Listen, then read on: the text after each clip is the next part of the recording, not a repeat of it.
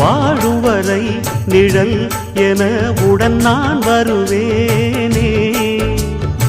ஏழ் பிறப்பும் உயிர் துணை உனை நான் பிரியேனே.